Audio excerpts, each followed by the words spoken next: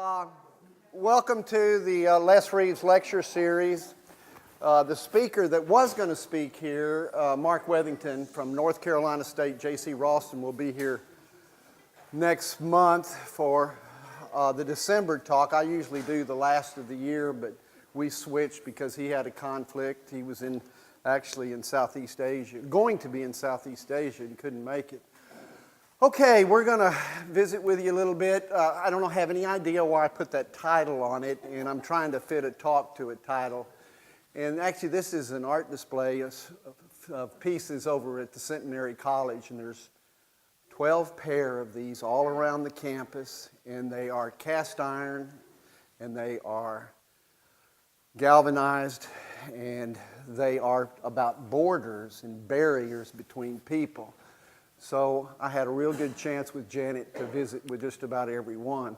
Those of you that know SFA gardens know that this is a very, very interesting garden. It's one that started in 1985, had no money, no respect, no trucks, no tractors, no gators. And we had a vision, and it was like that, but we all know what happens in life. If you look at Partelli's book on organizational management, you'll see that this is a typical bell-shaped curve for anything, maybe even your life. You have a start off, everybody's excited. You have committees that are going full-blown, everybody's motivated, dreams are coming true. Somewhere you peak. The shape of the curve can be very different. It can be a long curve, or it can be a plummet, it can be a cliff. And with the cliff comes fear of change, complacency, risk aversity, and all kinds of bureaucratic roadblocks, none of which we have here at SFA. This is where we are. I'm convinced. I just made it up, but I think we're on the upside of the curve. We're not on the downside of the curve. There are so many things that have happened in this last year, many of them unanticipated, that leads me and all of us in the staff to think that we really are blessed to be here in Nacogdoches in this trying time and to see all of the growth that we're experiencing. We have a brand new nursery, and it went together beautifully. It's a plant-producing machine. Some of you might have seen our new greenhouse over here. We're basically leaving behind the agriculture building with the students there and the core science courses, and we're bringing our production over here to this piece of property. You're looking at a Conley, gutter-connected, heated and cooled, gravel floor, HAF fans, beautiful greenhouse. This is really going to be wonderful for the program. Now, to build something like this at a new institution of higher learning, you have to have administrative oversight. And basically, you get a lot of people involved in the decisions that are being made on how to build a greenhouse. And after 2 years of talking about it, planning and meetings and committees and contract managers at risk and lawyers, et cetera, engineers and architects, we now have a beautiful greenhouse, one that anybody could be proud of, and we still have our little goldenrod eating goats out here enjoying the view. So who wouldn't think that we weren't blessed? Encore made a visit, some of you know that, and that has been an amazing experience for us because it was trekking through the garden. And I have to say that I've never seen a bunch of folks so nice. Look at the environmental ethos that they have involved here. They lay down those huge fiberglass sheets so that they can hold up their heavy equipment as they change out the pylons and change out the high voltage line. And they were so pleased visiting with me because I had to go around with them and talk about the trees that we cared about, et cetera, through the garden. And he was worried because he said, I just knew this was going to be a problem because I was going to be with a professor. And I said, all the way through, I said, oh, we can take that out, we can take that out, et cetera. And he was so nice that he's given us all of the soil that we could ever use. It's being stored over at the Gala Mize Garden. And they worked around a lot of trees, worked around a number of plants that I didn't think they needed to. We have new lights. This is Ann Sullivan's positioning on the lights. You can see when a tractor trailer comes in here. It's a little bit of a close call, but gives us the lighting that we need here at the CEB. We're still running 70% from the sun, 68 to 70% per year of the electricity that you see in this building is coming through solar. And on a good sunny day, we actually ship some back to some of the other citizens in Nacogdoches. So it's been a flawless, we get it on our iPhone. I can tell you exactly how many BTUs we've done this month. And so we're real pleased to have that as a demonstration. We're still educating adults in this building, and Dawn's doing her happy dance, and we are going to give away some plants like we've done for so many years here at SFA. Look at the young kids that we educate. It's amazing, really. I have no idea what this game is. Elise may know, but it looks complicated to me.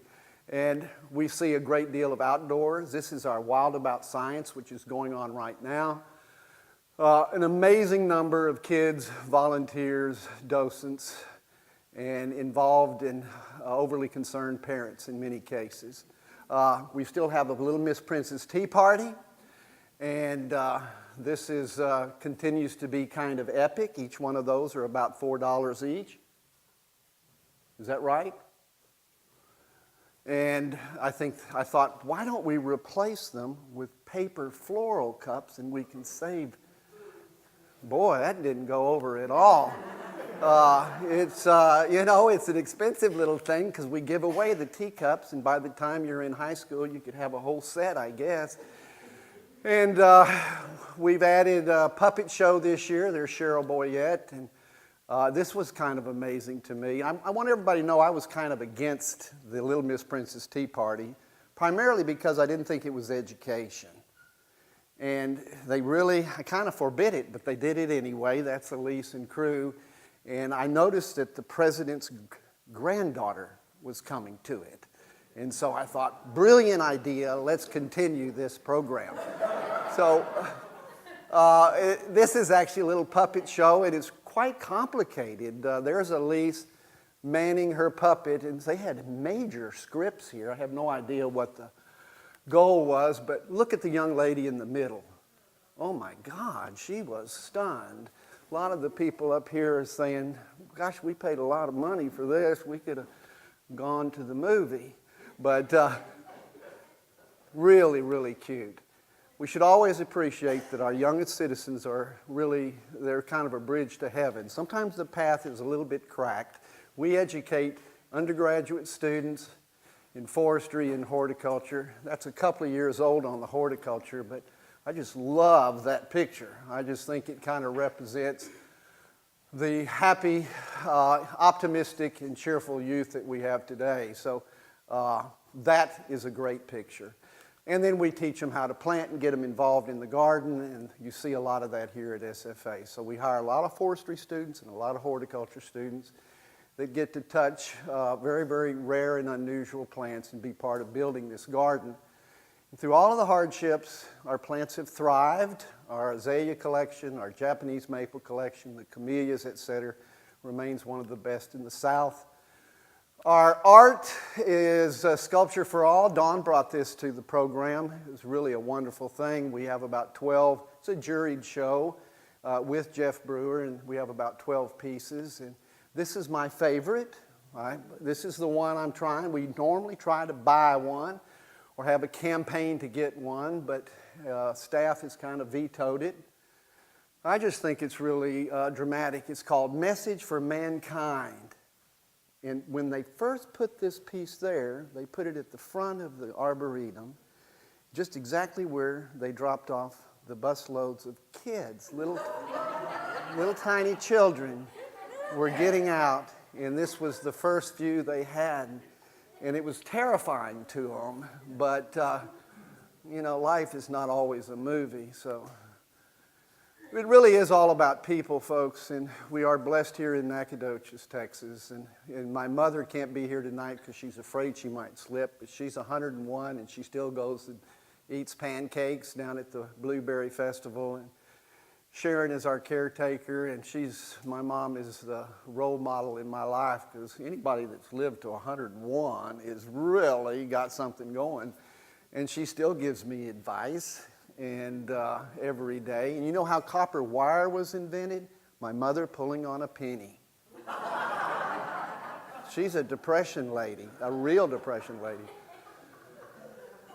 When we were having pig problems and we had 2008, and some of you remember it was kind of scary, and Mom said, you know, in the Depression, we didn't have any pigs, any deer, any rabbit, any squirrels, because everybody was eating them. So she felt like it's really not all that bad. So I thought that was funny. Elise has been with us since 2001. Elise is our environmental education program coordinator. She's also my social etiquette advisor and helps me get through the day in this new time. Got to be careful what you say. I'm being taped, but they promised me we can edit it. There's her little puppet that she's practicing on. Jocelyn Moore is also part of our environmental education program. She does the outdoor adventures, the after-school programs here in Nacogdoches, and running about 12 to 13,000 children through these really complicated exercises. Getting them in the outdoors is one thing, and providing them meaningful education is another, and I think we do both. Dawn Stover has been with us for 20 plus years, and she was my graduate student and our first technician, really. And she's out speaking yesterday, and she brings herbaceous and wildflowers and pocket prairies and all kinds of interest to the program. Jordan is one of our newest. There she is, right there. I just put that in there, Jordan, because I really like the way the liatris lays up against the blue of your shirt. And then the second picture is how she usually greets me when I have stuff to do for her. But Ann Sullivan is our administrative assistant. I think that's her title, and she's just a wonderful lady that has helped us out so much. That's her little pup in the Gala Mize garden, and it's a blessing to have her, because when I get in trouble, I say, I don't do the books or accounting, you'll have to talk to Ann. And that helps out a whole lot, actually. Duke is been with us for a good long time. He's our head landscape manager and floats from here to there and sees that we can take care of this as best we can. This is Malcolm, who's in the crowd. Malcolm is relatively new. Malcolm Turner is our Moody Gardens project supervisor. He runs the blueberries, the figs, the kiwis, and the muscadine grape project, and the grounds nursery, and then other things as well. But he's been a great addition to the program. Our newest hire is John Dilday, and he comes out of SFA Horticulture, and we've got him working on a number of mast arboretum related projects. And then I'm the boss, and I'm steering the boat or ship or truck here is what I tell them. And we do have a plan. And actually, when you look at all the visitors that come through SFA Gardens, it never ceases to amaze me, from my good friends at Texas A&M to the Texas fruit growers to the blueberry growers to TNLA members and the one-on-ones that we have. This is the retired Chinese of Houston.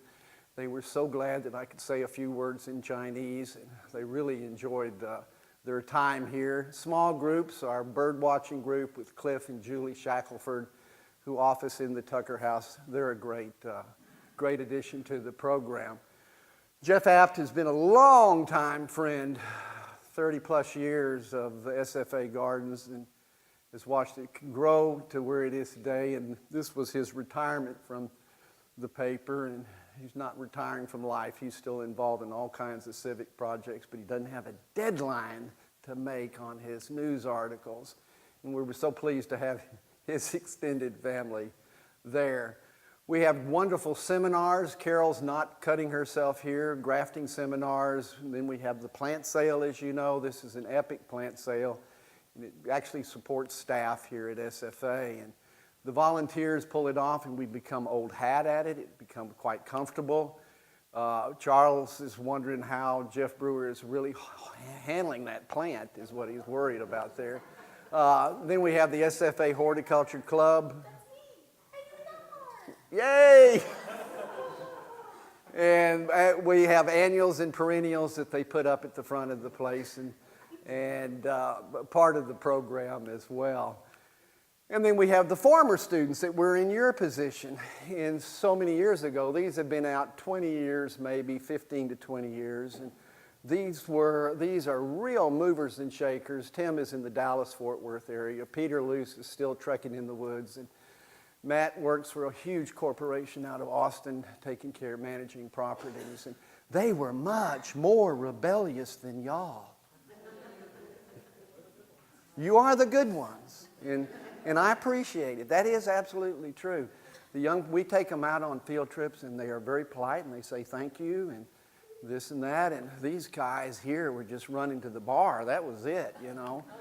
I get an opportunity to visit with so many people in horticulture. This is TNLA on the Riverwalk this past year, and connecting with former students like Heather there in the white shirt. And, it's really kind of amazing after so many years in horticulture. And then folks around the East Coast, this is Tony Avent at Plants Delight. This is Mark Wethington, our speaker next year. He's the director of J.C. Ralston Arboretum, a real good guy. Those of you that haven't been to JCR should go. It's a great garden. I go to many conferences, I think 17 this year out of state. And this is the conifer world, the American Conifer Society. And you think we're plant nuts. These guys go crazy over a little dwarf mutant pine. It's a part of their program.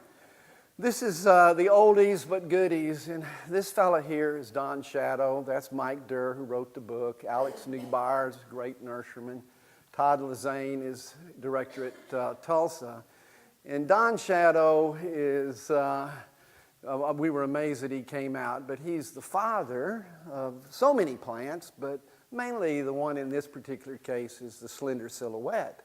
So he discovered this on the side of a lake. He pushed his boat there, got some wood, wrapped it up, and went back to his house, made some trees, grafted them. Well, he loaded up, and he went to go get some more wood, but the landowner found him and had a gun and threatened him, and he left without any wood. But it didn't matter because he already done it, and he had wood coming.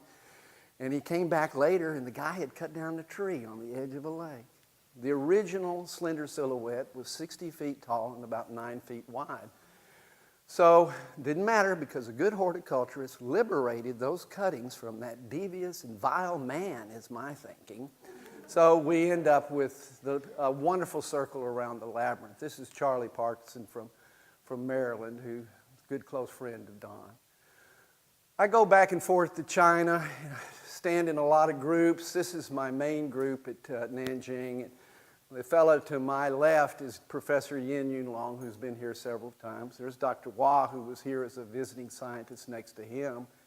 This is all dedicated to just taxodium, just ball cypress. It's one team. And this is the lead team, not counting the staff and labor, so it's pretty impressive. This next generation coming out of China is a little bit different than the way we used to think of China. They are connected. Many of the kids have never seen cash. They just are WeChat wallet, and it's amazing. You can pay a beggar with your iPhone. And so Sean is a good friend of mine. I knew him when he was a kid. He's a nurseryman's son, and he's in a hurry to get to the top of the pack. And they don't want to live in Nacogdoches. They want to live, well, that's where they want to live. They want to live in the mega cities of China. This is Shenzhen, where there's lights and action and lots of good things happening. The Chinese revere, this is Shanghai Bot, and I've been there many, many times, and it's really an eclectic collection of all kinds of native to China trees and shrubs, great bonsai, great Peijing. But my main work is with this young lady here. This is Dr. Yui Xiao, and she's a breeder. So we have some cooperation going with her and J. Berry Nursery and Cecil Pounders and Plant Improvement. And it's a great opportunity to look at new material. So we know, everybody knows flowering quince in your backyard or in the old homesteads, and she's been doing a lot of breeding with it as well to get color forms as well as breeding in more fragrance. She does clematis, she does some other plants as well, but I'm a tree guy, and so this is where I work. And this is kind of like home because these are all open pollinated and direct cross seedlings that they will then select for different characteristics in the environment. So this one nursery, folks, has 3 million cuttings stuck. This is 6 times as much as the USA produces in a year. This is just one nursery. And the reason is they plant our ball cypress. They plant trees in China. at a scale that's very hard to actually envision. And they're using good technology, and they have fabric bags just like we like. They grow them in the ground and move them to the different sites. And so there's not a road, there's not a highway, there's not a railroad track, there's not a canal that isn't forested. The medians are forested in China. On the big G and S highways, everything is planted to trees. And ball cypress is one component of it, and that's part of the reason that I'm there. So they end up on roads, they end up in swamps, they end up on the side wetland areas as well as in city parks. And then a little tiny fraction of the genetic pool from their breeding effort has showed up here. And this is the one we're actually going to give one away. This is called T406. And it basically is half bald and half Montezuma and doesn't have any knees. And it's almost evergreen, and it has a lot of characteristics that we like, particularly it's resistant to rust, the leaf blight. Some of you may notice your ball cypresses are turning brown. It's usually this fungus. This guy doesn't get it, so we're real optimistic. So this last time we were eating, and he had a gift for me, and basically he wasn't going to go, but he's going to send me with Dr. Waugh. But I'd always wanted to go to Yellow Mountain. Have y'all heard of Yellow Mountain near Haining? Anyway, this is about 160 square miles, and it's a geologic uplift to 7 or 8. It's all rock, and that's what makes this particular pine kind of a holy grail of the pine community. And it's Wamshinensis, but it doesn't actually live in soil. It drops into a crack, and it's pure granite, and it has enough debris in there to survive. And in 20 years, it might be this tall. These are 200 or 300 years old. So it finally kind of gets down in there, and it makes a living. It's really kind of a remarkable tree. So it can start off with high alkalinity tolerance, and then it can tolerate some of the acidity that it encounters later on. And there's one of the famous ones that's parked right up on top of this huge precipice right here. To get there, you have to take this little trolley up the hill, and then you have to walk about 3 hours to get to this hotel. It's really a nice hotel, and then you can spend a day or two trekking in the mountains. Everything is portered up there, and because there's no other way to get stuff, so backpack, etc. The trails are good. There's about 200 miles of trails that have been built by the Chinese, and it's considered a national treasure. So had a lot of botany on this mountain. It was very, very interesting.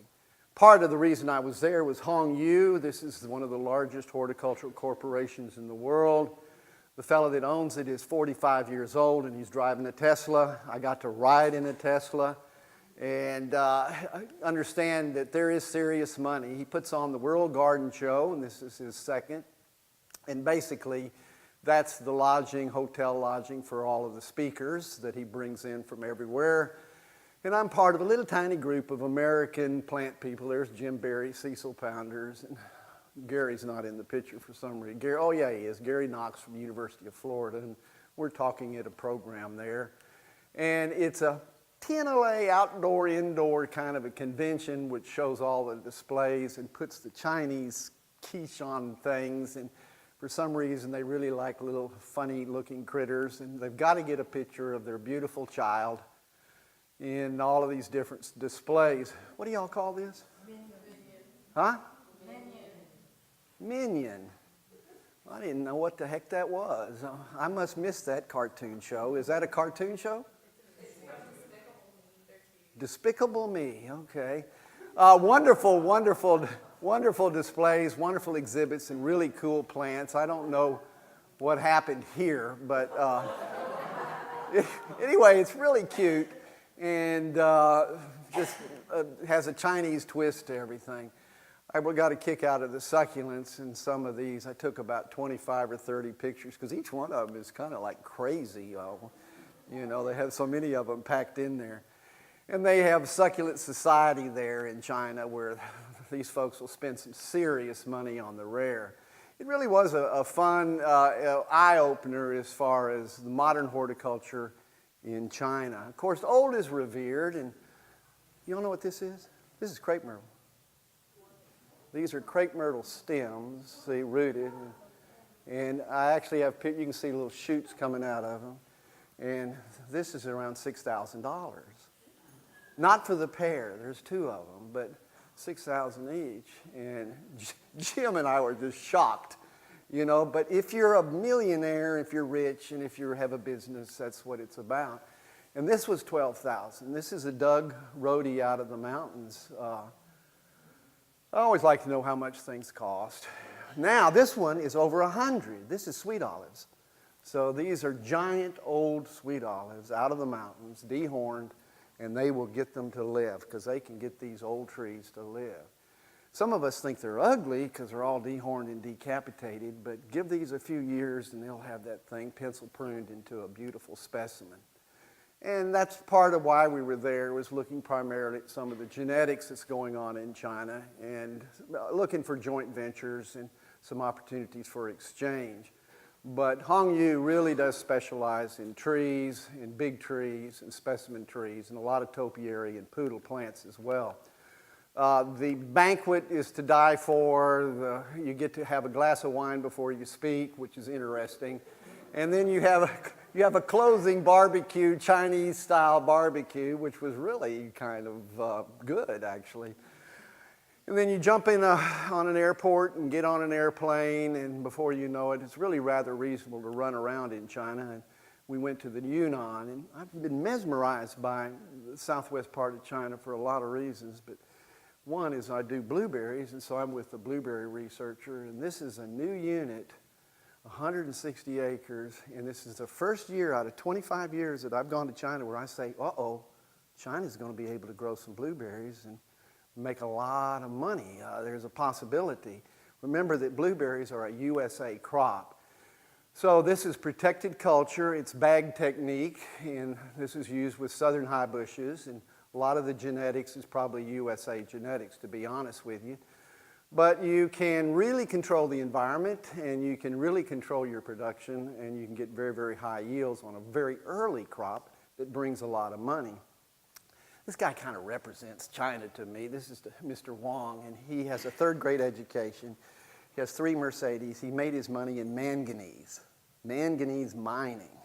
And he's a really good businessman and family man. I was quite impressed with him, and he didn't want to do the protected culture. He's down the road. He wanted open fields, and he's using weed barrier frags, a raised bed, and he's growing southern high bushes. He built a hotel that is just, I couldn't believe it, in near Haining. And this is the view we have from the rooms. And woo, it was really nice touch.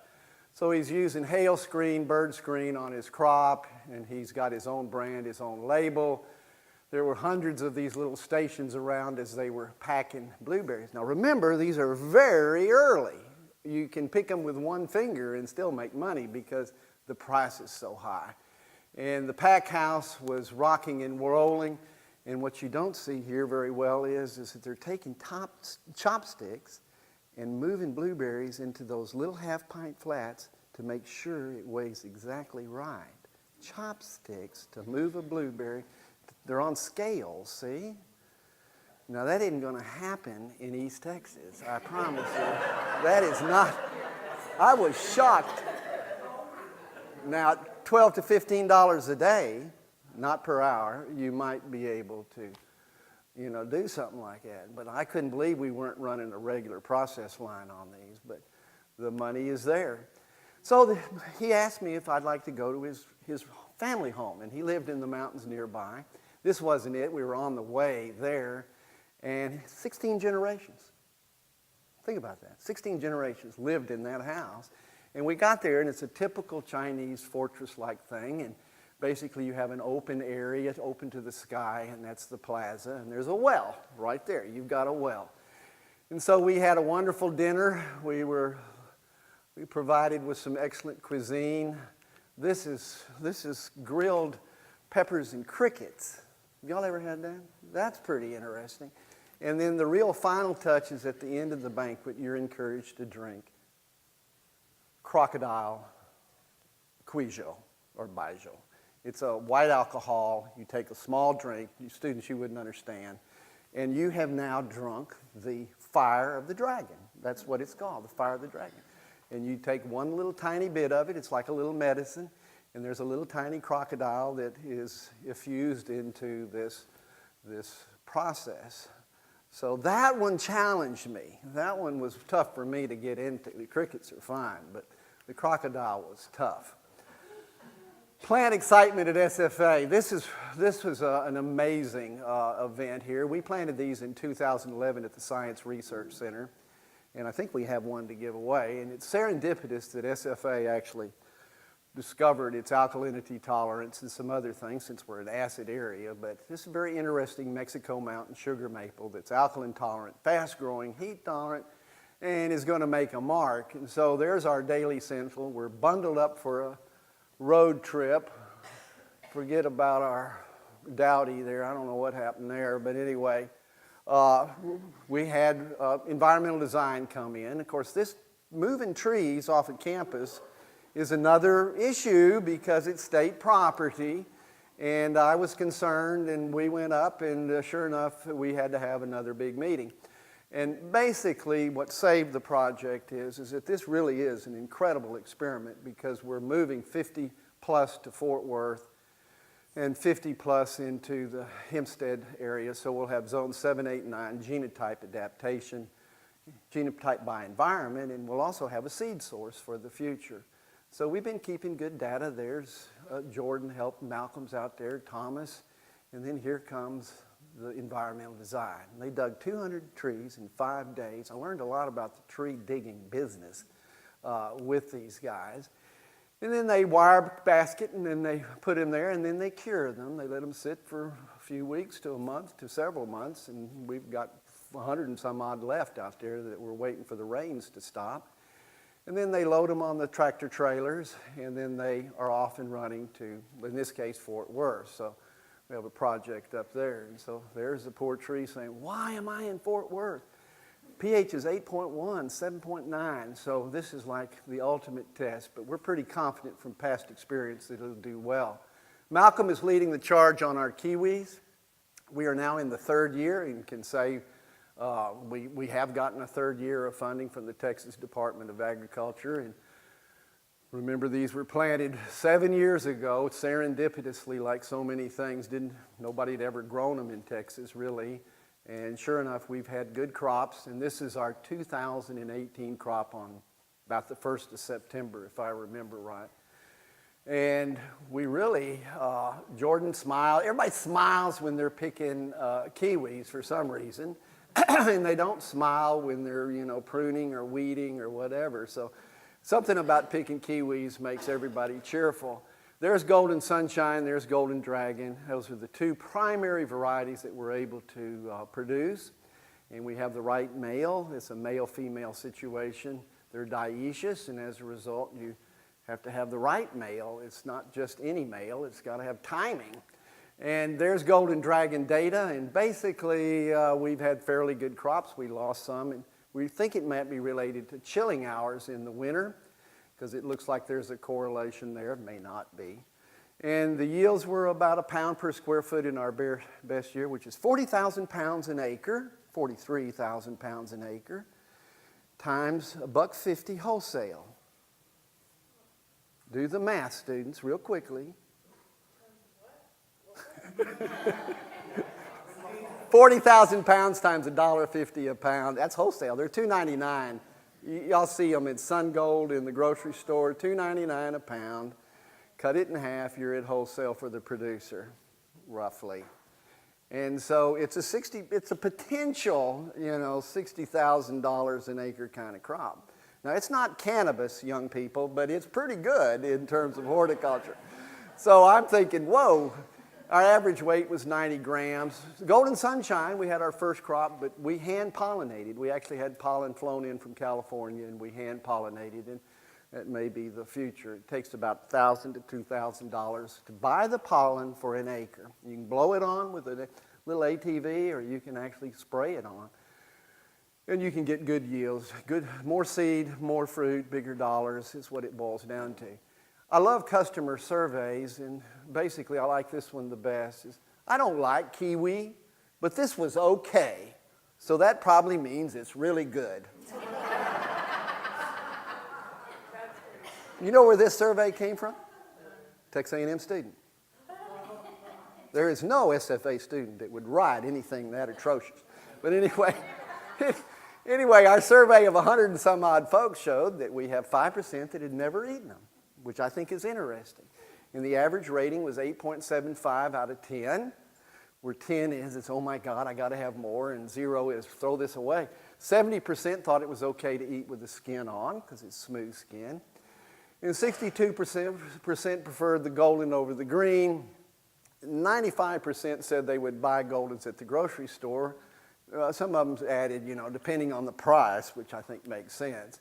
So it was a lot of fun getting the data. We've had 2 years of really good consumer data, and I'm confident that we can produce good kiwis. This is my compadre at A&M. This is Tim Hartman, and he's getting a PhD out of his kiwi work there and here, and does a lot of the sugar testing and the bricks. This is a great crop, I think, because you can pick it at 8 to 10 bricks. It's like a little softball or hardball, and it can keep 5 months in a cooler, and you can pick 400 to 500 pounds in an hour. Did y'all hear me? This is amazing, because you don't make any choices. You just pick, pick, pick. And as a result, you're spending $20 an hour in New Zealand to pay for labor, so you're picking a lot of dollars for a low labor input. And we're looking at some sugar content to see when is the best time to pick. That's Cassidy, and she's using a psychrometer there to measure photosynthesis, if I remember right. We have a problem coming, not just on kiwis, but on your peaches and your plums and everybody. This is really bad. This is a brown marmorated. Have y'all heard of this thing? He is now in Texas. He came in on RVs from Pennsylvania. That's where it started in 2004.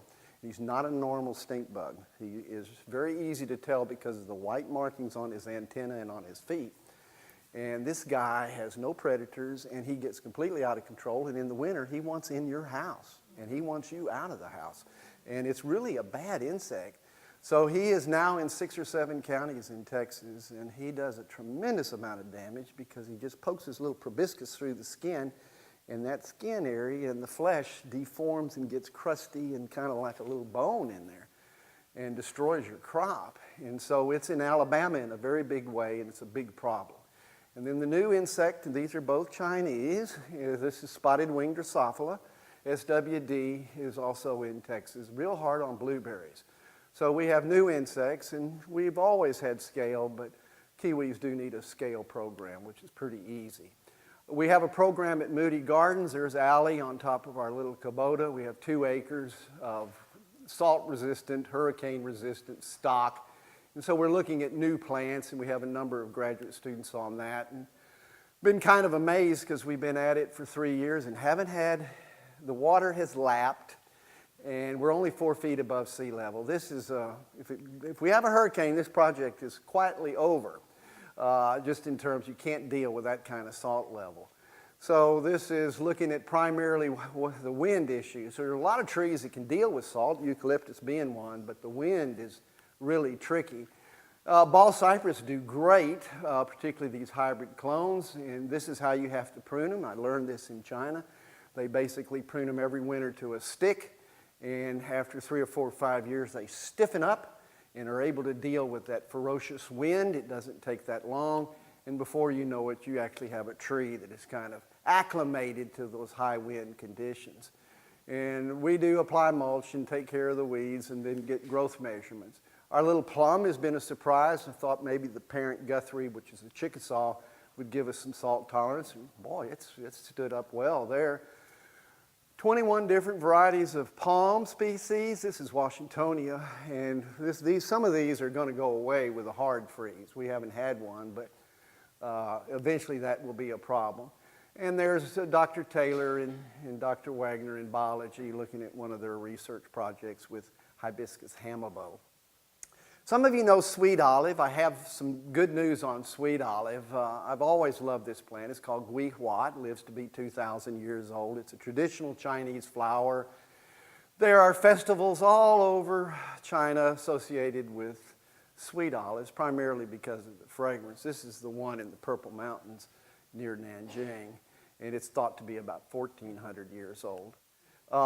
When I was in China a year or so ago, I have a nurseryman friend, this is Jim Berry, who has a grove of sweet olives, and all different kinds, and he had seed. And as a result of that, through hook and crook and getting some in through Cecil Pounders at PII, we were able to get the seed in. There are no seed in America on sweet olive. Osmanthus fragrans makes no seed. Reason is the male isn't there. You don't want the male. You want a female for the pretty flowers, but the male is also attractive, but it's just we don't have any. It's kind of hard to believe. So it's impossible to make genetic improvement by crossing them. And it's been a big mystery why they don't do well. But anyway, we do have the seed, and I don't remember Jordan's protocol on it, but I think it's a double dormancy, and warm, cold, and then out. And we've got a great stand. So this could be the future genetic pool for breeding sweet olives into different kinds of forms and fragrances, et cetera. And there's one in one of the parking lots in China. We do have managed to work with a number of people. We have this variety in here, and we'll be able to offer it for sale in the fall of 2000, and next year, actually, next fall, we'll have some.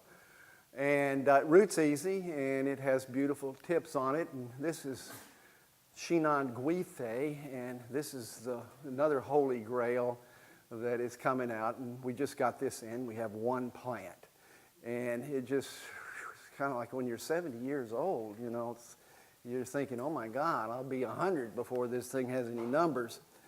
It's like planting a beech tree when you're 90. What are you doing, you know? This is new varieties on the horizon. These are some I've seen at Suzhou this last year. It shows you that there's a lot of flowers and a lot of fragrance associated. It's azaleas, of course, that kind of gives us a little bit of a regional name, and we owe that to this young lady here. That's in a picture just taken a few days ago or a few weeks ago. And Barbara Stump is the mother of the garden, and was with me for so many years in the early phases when it was not an easy chore to get this done. It was site problems and money problems and all kinds of problems, but it was her master's thesis. And how many people do a master's thesis? It was the design of the ruby mize. And I came in when we found some money, and I said, Barb, how would you like to do the design and the construction of the ruby mize azalea garden? And she did. And so the long haul to build that beautiful 8-acre garden is part of it. And give her credit for Kuromo Shikabu, which is the front line. It's the SFA purple front line, kind of purple. And it has a big statement on University Drive. And out of that batch of 800 plants, we found one that was a little sport, variegated, and it's true to type. You basically make a cutting of that, and it doesn't revert back. So we have named it Speckled Spider. I think we're offering that. We're going to be moving back on some other ones. This is Wang, one of the great heat-tolerant types that came out of China. Almost lost it during the Cultural Revolution, but it's a great variety. Red as it can be. I'm kind of tired of all the new varieties. This is Buddy Lee's one of his newest introduction that he's splashing at the shows, and this is called Autumn Bonfire. All of his have autumn something, and there's 32 of them now from the original in 1997. Basically the azalea that knows no season. It blooms in the spring, it blooms a little in the summer, it can bloom in the fall, it depends on how you're growing it. And it's really made a splash in the industry, and huge amount of money for flowerwood. And Buddy does have a new truck, I've noticed. So it's been real good. It's a highly patented variety, and a lot of good royalties on it, and it's got great press behind it. But there's a lot of old-timey azaleas that should be used, and plant materials that are great. We're putting an emphasis now, this is Gala mize, on the deciduous azaleas. And mainly because we have a lot of native genetics here. This is straight canescence, one of the selections, one of the Astrinum cultivars that are out there. I don't know which one that is. I just like the way it looks up against that pink for some reason. Isn't that a horrible combination, really? We have a great place. We're fixing to see, y'all are going to see some major changes in the ruby mines. Trees are going to come down. We are so dark in some areas, and some of them are mine. There's some cinnamomums there that I'm taking out, some big magnolias, evergreen magnolias from China. They just, okay, you do good here, but you've taken over is what the problem is. We need sunlight right now more than we need some of those plants. We made the cover of Texas Gardener just this month or so. This is a picture taken in 2012 is what I found out. And it shows you why people like to come to Nacogdoches, Texas in the first part of December is we can capture them with the Japanese maple show, whether it's reds or burgundies or pinks or the little tule guys here. These are the little toadstools that I like. And that's Otohyme. And we just put these in the council ring in the ruby mines. And we have high grafts. So we have a toadstool on top of a 36-inch trunk. Just kind of imagine this with the Little Princess Tea Party. So you think, little toadstool. This is my idea, Barb. This is Peaches and Cream, one of the great little Japanese maples. This is why this happens, I don't know. I've tried to grow for my whole career Franklinia and never could do it. Die. This is a rare, endangered, gone, extinct in the wild tree from the Latimer River in Georgia and was saved by Bartram. And from that one stock, we've basically got plants over the USA. But it's real susceptible to root rot and fungal diseases. But I don't know, it just found this one spot and it's bloomed 5 years in a row and is perfectly cheerful. We're trying to plant 5 or 6 around it, hoping to catch the karma just to keep it going. We have a great collection of magnolias and actually just added a good number of them from Ethan Guthrie that we're excited about. This is some of the hybrid works. These aren't named. They're just people looking at new yellows. We want yellow. We want yellow in magnolia. It's kind of a rage. There's yellowbird, which may be the yellowest of them all. Do y'all know where they get the yellow for magnolias? Is that the Durhams back there saying a Kumina? It is. It is our native, which is not really that yellow, but it has the gene for yellow, and so they can select, and you can grow out 150, 200, so you can pick the most yellow blooms. Magnolia skinneriana, since Micheli is no longer used. There's our little banana shrub. And then some of the evergreens. This is Foveolata that have done well. We're taking a lot of these out. This is a very funny plant to us horticulturists because we love it. It blooms heavy, it has great fragrance, it's a big evergreen leaf, and yet it never really has gone that commercial. It's certainly not a commodity. How many camellias do you need? We have a tremendous collection at SFA Gardens, many young ones too right now. We work with Bobby Green, who's developed a number, including emeralds and rubies. And so these are sasanquas that they're hitting stream right now if you want to see them in the gala mines and ruby mines. And then we do a lot of basically just species. So these are, and I've seen these in the wild, and these are pretty good in their own right. They're just basically unimproved camellias of a certain species and epithet that we think have a place. And then there's old timers, which we have offered in the sale. And if you haven't bought it, you made a mistake. This is one of the slowest growing, most expensive camellias that you can buy. It just won't grow. But when it finally does, it has the largest bloom that we've ever grown, up to 7 inches. And it has a slight fragrance, and it just fills itself up with flowers. And so if it was just a little faster, it probably takes 3 years to get a good 2-gallon. It's real slow. We do a lot of Cornus angustata, and that's the line at the gala mines, and we do it primarily for the blooms and evergreen foliage, but also for the fruit.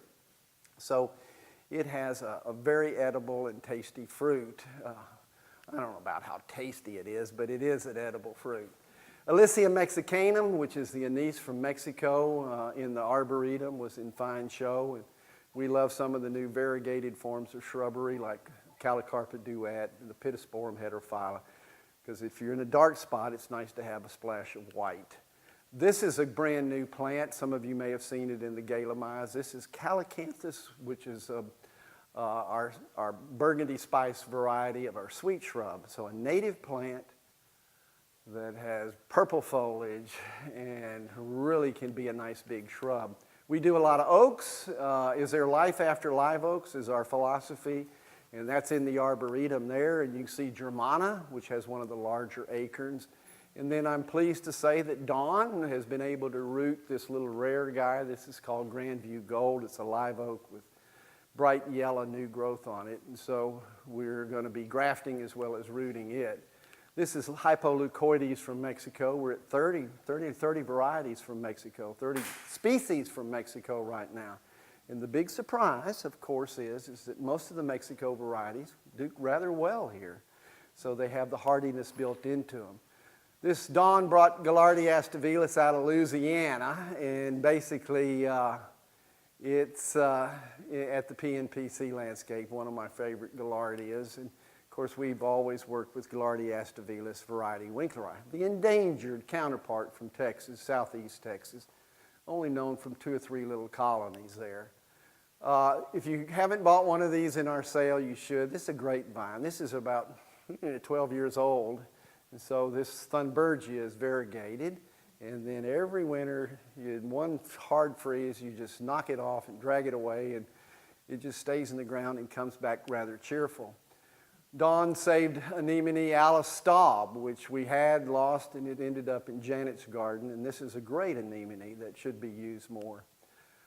Finally, it's such a joy to be able to go back to fruit, and our fruit program has been given some transfusion here. We definitely love blueberries. We're giving away an early bird blue, which is an SFA and USDA release. And Janet likes fruit because she's vegan, so we enjoy the plot that we have up here, and which will soon be fenced.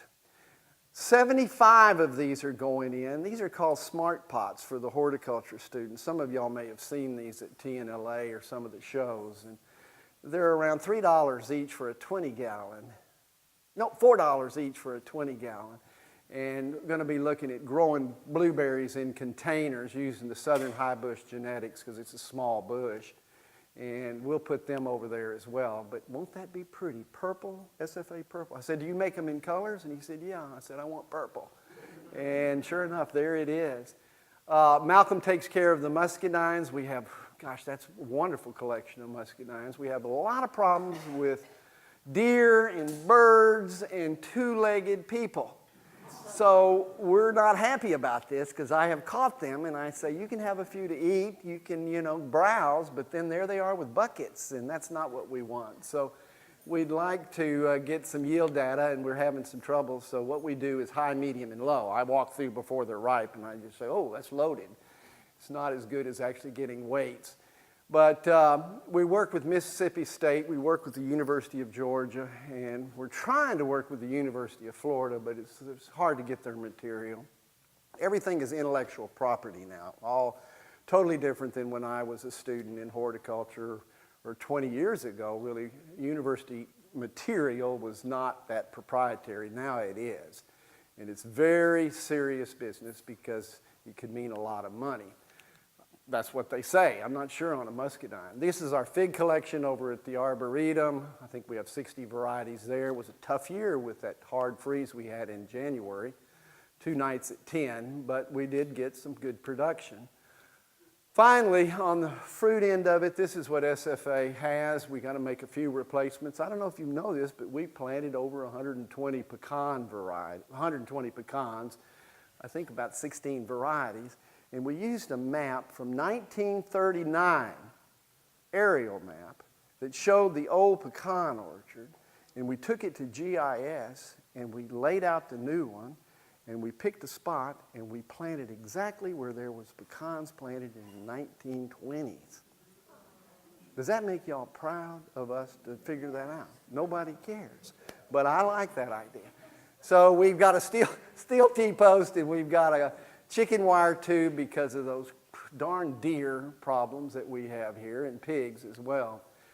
So it's been an incredible year from the start with a hard freeze to a greenhouse to a nursery to all of the project we made. We think it's great to have a plan. We do have a plan. And it's a good idea to kind of look at the future and where we're going.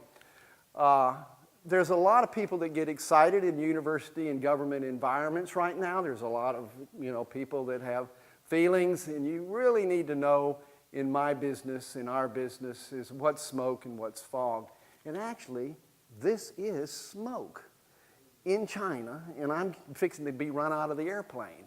So I'm not sure what happened, but it looked like fog, but it really wasn't. Learn how to get by on limited resources. That's been our history. That's been our talent here at SFA Gardens. We have staff that try to make as much happen out of what money and resources we do have. We make tons of mistakes at SFA Gardens, and let's not get, weep about it and be fearful. This is one that really caught a lot of flack, this weeping tree hinge. When we first planted it, it was, what do you think you're doing, and what are you saying? And people thought it was cult-like, and I have some emails to that effect. And I thought, oh my God, I didn't mean to do that. I just thought it was a cool circle of weeping ball cypress. But it is kind of scary when you get in the middle of it, and it's early in the morning, and it's a lot of energy there if you take the time. Temper your expectations.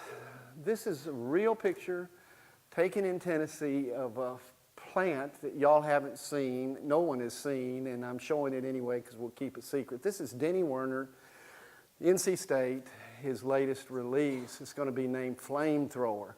And this is spring color, Barb. Yes, Redbud. That's scary. If you're a redbud enthusiast, this is frightening. And the problem is that this picture is in Tennessee. And I'm excited, and we're getting the plant in. And they have a deal on Denny Werner's material that North Carolina State nurseries get it first. So when it's released, they get the first blow through the commodity. And then after that, it's opened up to other nurseries as well. But we have friends in North Carolina, so we're going to get in 3 to plant. However, saying that, I don't think it's going to do that good. It doesn't have any Texensis blood in it. It may be too northern. Probably won't show that. I don't know. So temper your expectations. Sometimes you think you have a holy grail plant, and it's not. Having watched Elise and Dawn for 20 plus years, that's over 20 years. Isn't that 20 years ago? Could be worse, couldn't it? Huh? I thought you dyed it back then.